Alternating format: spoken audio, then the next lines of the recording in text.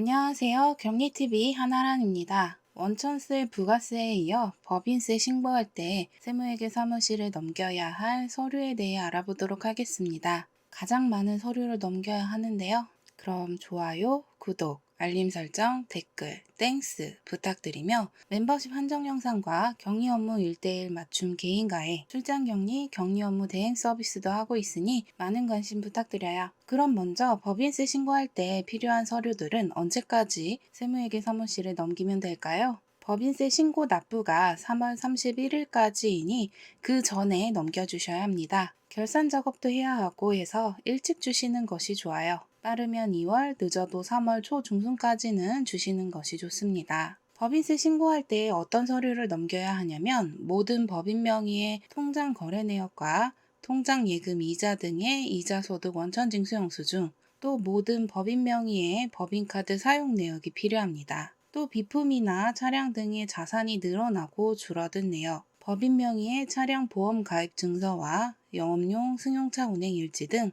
또 대출받은 게 있다면 그 대출받은 내역과 금융리스 등의 원리금을 상환한 상환 스케줄이 필요합니다. 또 사무실 복사기 등등의 임대차 계약서와 12월 말일자로 보유하고 있는 상품이나 원재료 등의 재고자산 내역, 또 회사에서 자체적으로 기록한 주요 장부, 거래처별 잔액이 필요합니다. 법인 등기부 등본과 주주명부는 변동사항이 있는 경우에만 필요합니다. 또 회사별로 필요한 서류가 있을 수 있습니다. 먼저 모든 법인 명의의 통장 거래 내역은 주 거래 통장만이 아니라 거래가 없는 통장의 거래 내역도 필요합니다. 은행을 방문하여 통장에 찍은 다음 그걸 복사해서 주셔도 되고, 아니면 인터넷 뱅킹, 은행 홈페이지에서 거래 내역을 엑셀로 다운받아 주셔도 됩니다. 일반 입출금 통장뿐만 아니라 외화 통장도 필요합니다. 달러, 엔화 등의 외화가 여러 개 있다면 각각의 내역이 필요합니다. 또 정기예금과 정기적금, 당좌예금, 퇴직연금 등 모든 계좌의 거래 내역이 필요합니다.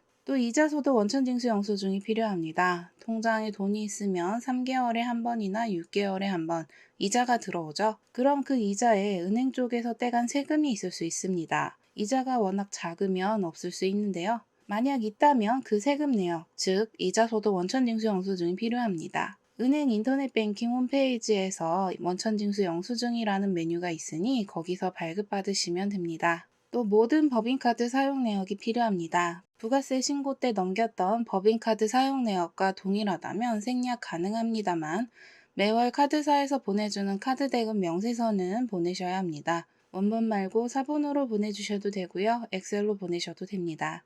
카드별로 매월 결제되는 금액을 확인해야 해서 보내줘야 합니다. 그리고 1년 동안 구매한 비품, 차량, 시설장치, 건물, 토지 등의 자산 내역도 보내야 합니다. 처분했다면 처분한 내역도 필요하고요. 이런 내역은 감가상가 계산할 때 필요하며 보정자산 대장에서 그 내역을 확인할 수 있습니다. 법인 차량이 있다면 운전자 보험을 꼭 가입해야 하는데요. 그 보험 증서와 영업용 승용차 운행일지, 차량 비용 현황 등이 필요합니다. 운행일지와 비용 현황은 우리가 작성하는 것인데요. 어떤 차량을 누가 사용하여 주행 거리와 업무용인지 출퇴근용인지 구분하여 운행일지를 작성하고 유류세, 수선비, 세금, 보험료, 임차료, 기타 등 차량 비용도 정리한 내용을 줘야 됩니다. 또 대출을 받았다면 그 내역이 필요합니다. 대출받은 금액과 상환했다면 상환한 금액, 대출 기간, 이자율까지 모든 내역을 넘겨줘야 하고요. 차량을 구매하면서 금융리스를 받았다면 그 상환 스케줄도 넘겨줍니다. 캐피탈, 대출 등 원금과 이자를 동시에 상환하는 원리금이라면 매월 원금과 이자가 다릅니다. 따라서 매월 원금과 이자가 표시된 상환 스케줄이 필요합니다. 임대차 계약서도 변동사항이 있을 경우 줘야 합니다. 변동사항이 없으면 생략해도 돼요. 건물, 사무실 임대차나 차량 운용 리스 등 보증금과 임대차 기간, 임대료 등의 내역을 넘겨줘야 합니다. 상품이나 원재료가 있다면 그 재고자산 내역도 넘겨줘야 됩니다. 12월 31일 기준으로 보유하고 있는 재고자산 목록과 그 금액을 알아야 합니다. 이는 원가 계산할 때 사용합니다. 또 회사에서 자체적으로 기장을 한다면 주요 장부를 보내줘야 합니다. 엑셀이던 수기던 회계 프로그램으로 기장을 하던 만든 장부를 줘야 하는데요. 주로 거래처별로 확인하는 장부는 외상매출금, 미수금, 받으러움, 외상매입금, 미지급금, 지급어음 등의 장부가 필요합니다. 회계 프로그램을 사용하지 않더라도 미수 미지급 관리를 위하여 엑셀로 정리해 두실 텐데 그걸 주시면 됩니다. 그리고 기타로 지방세 세목별 과세증명서를 줄 수도 있습니다. 국세는 세무회계 사무실을 통해 신고하고 납부하니 괜찮은데 지방세는 신고하고 납부하는 것이 있고 그냥 고지서가 날라와서 납부하는 것이 있습니다. 이는 세무회계 사무실도 그 내역을 알아야 하니 1년 동안 납부한 지방세를 전체적으로 뽑아서 줄 수 있습니다. 또 가지급금과 가수금 내역도 따로 정리한다면 보내줘야 합니다. 보통 이는 대표님과 관련되어 있습니다. 가지급금이 있다면 인정이자가 발생되어 그 계산할 때 필요합니다. 이런 많은 서류들을 주면 결산 작업을 통해 법인세 신고를 해줄 텐데요. 1년 동안 발생된 모든 거래 내역이 필요합니다. 매출과 매입 자료는 부가세 때 넘겨주었고 인건비는 원천세 신고 때 넘겨주었습니다. 그럼 그 외에 모든 거래는 법인세 신고할 때 넘겨주면 됩니다. 자체 기장을 하는 경우 자체 기장한 장부와 세무회계 사무실에서 작성한 장부와 서로 내역을 비교하고 수정하는 작업을 결산할 때 하면 됩니다. 세무회계 사무실에서 법인세 신고를 하면 그 신고서와 납부서, 첨부서류와 재무제표 등을 줄 텐데요.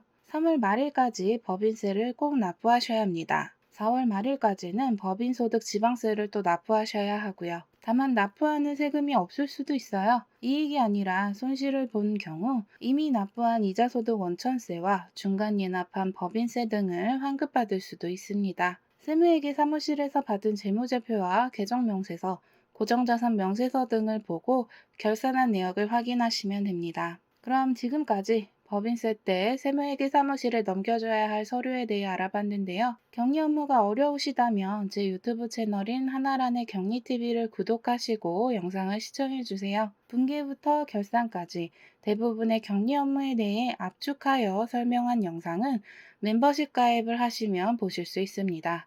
또 1대1 개인 맞춤 가입도 하고 있고요. 만약 격리를 고용하기 어려우신 대표님들은 격리TV에서 제공하는 출장 격리, 격리 업무 대행 서비스를 이용해 보세요. 주 1회 방문이나 재택근무 등 다양한 방식으로 업무를 해드립니다. 회계 프로그램을 도입하는 것을 도와드리는 단기 서비스도 하고 있으니 많은 관심 부탁드려요. 격리 업무 개인 가입 신청 및 출장 격리 상담 문의는 화면에 보이는 이메일 주소로 메일 보내주세요. 더보기에도 메일 주소 나와 있으니 참고해 주시고요. 그럼 안녕히 계세요. 다음에 만나요.